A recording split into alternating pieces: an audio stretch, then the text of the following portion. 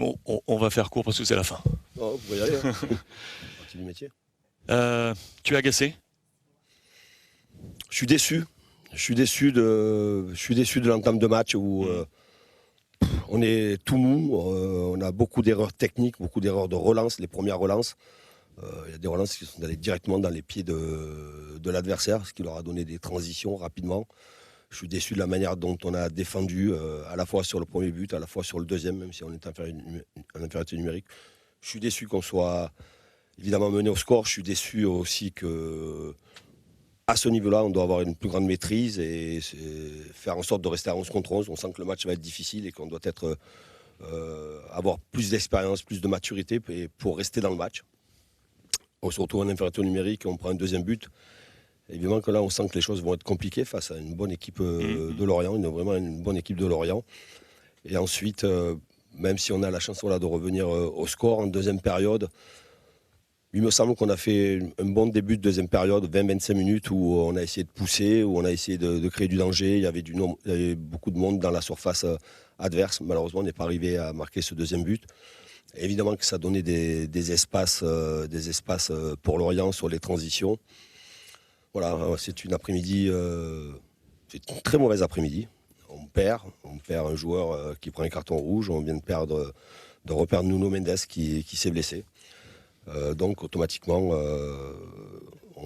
évidemment, je suis pas satisfait, je suis pas en colère, je suis déçu et il faut garder la lucidité parce qu'on sait qu'on va avoir une fin de championnat difficile et qu'on doit montrer un autre visage et avoir un autre investissement pour aller chercher son 11e titre. Autre visage, investissement, c'est... elle est où l'intensité de Paris, Christophe? On la voit plus.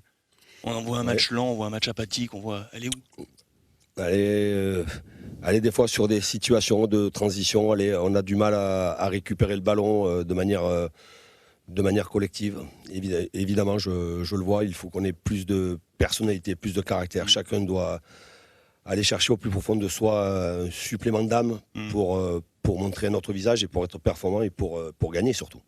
Toi, dans ta position personnelle, tu n'en as pas un peu assez de faire avec les moyens du bord, entre guillemets? Je te dis ça par rapport aux blessés, des joueurs qui reviennent vite, qui se reblessent. Oui, mais ça fait partie du métier d'entraîneur. On a des absents, il manque de la concurrence, ce qui peut entraîner de la tranquillité. Et quand on est tranquille, on ne peut pas être performant. Encore plus quand on est le Paris Saint-Germain, on est toujours l'équipe à battre. T'as pas assez du coup. Et là, dans ce domaine-là, évidemment, on a beaucoup d'absents. Ce soir, on a perdu encore 2 joueurs, un sur carton rouge et un sur blessure. Il faudra faire avec les joueurs disponibles, mais il faudra faire surtout avec un autre état d'esprit. Il y a Luis Campos qui est passé chez nos confrères de Canal il y a quelques secondes, qui a parlé d'union sacrée. C'est ça qui doit régner là? C'est ça qui règne? Oui, là on a 2 matchs qui arrivent. On a surtout le match à 3. Après on aura la réception d'Ajaccio. Alors ce sont des équipes qui sont évidemment très mal classées, mais qui voudront battre le Paris Saint-Germain, et notamment dès dimanche prochain à 3.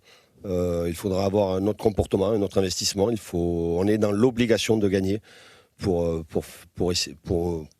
garder un certain nombre de points d'avance, parce que on a Lens et Marseille qui tournent plein pot sur la deuxième partie de saison, et que nous, notre deuxième partie de saison est pour l'instant très, très, très, très moyenne. Merci Christophe. Merci à vous. Merci beaucoup.